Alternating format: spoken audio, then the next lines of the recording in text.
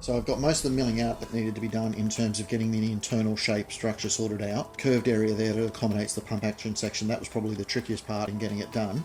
Apart from that, there was a slightly lower section that had to be milled in there to accommodate some of the assembly areas. And I've got to the point now where I can hold the pieces together and they look pretty close to being right. So now it's time to do a bit of a test assembly to see if it does go together properly, and then I can finalise the rest of the mounting points.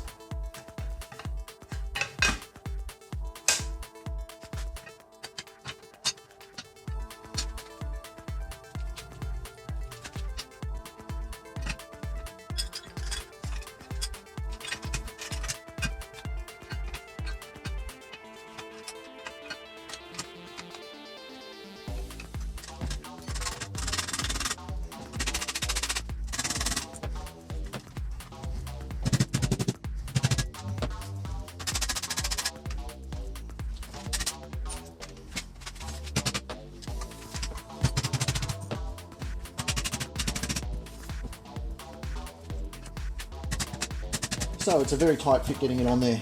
That bracket piece does an awful lot to hold it together. There's no other pieces in there at the moment. I've still got to align that a little bit better, but there's no other pieces in there holding it together at all other than that one piece, and that's already got it pretty much in the correct position. And whilst it's a bit of a struggle to get that bit in place, it's certainly holding it together very much the way I'd hoped.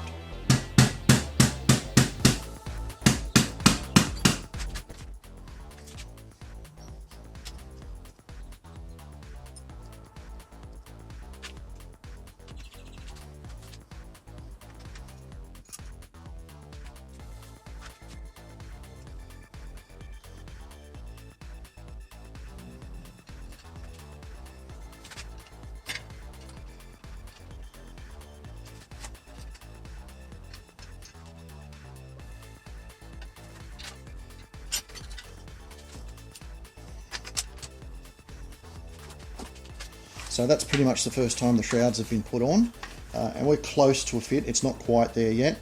We're pretty good at the back, but the front section of it, the gap hasn't quite closed up as much as I want there, and the alignment is out a little bit.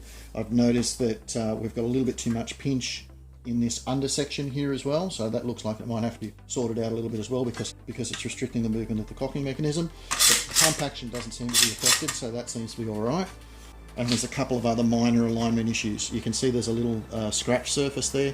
That should be flush with the shroud piece, and it just looks like in the assembly of it I've just pushed that bit forward a little bit, so that will need to be knocked back.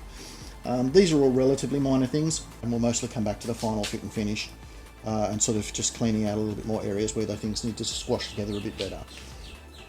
The other reason why I'm putting it together though is so that I can start working down these tie down elements. You can obviously see how well that one's already worked, and you can see that I've started doing a couple of small ones there on magazine. The main reason why I've had to put it together though is because I need to work out the back section one, the one that goes here, which holds the trigger mechanism in place, and having this put together now allows me to work out that final mounting piece for where that rear sort of strap section goes as well, so that I can bend them into the proper position as well. Also got that back section that will go over the back there, and you can see how that will need to be trimmed to accommodate it. I've already got the handle sorted out and it fits in there pretty well as well. So once I get all these final mounting bits done as far as the trigger assembly is concerned, I can then start milling out the proper area for the trigger itself. But we're a bit further along the path now and it's coming together quite nicely.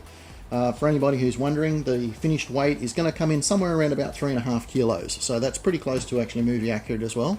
I guess because the front section is a bit lighter now by comparison, it's all evening out.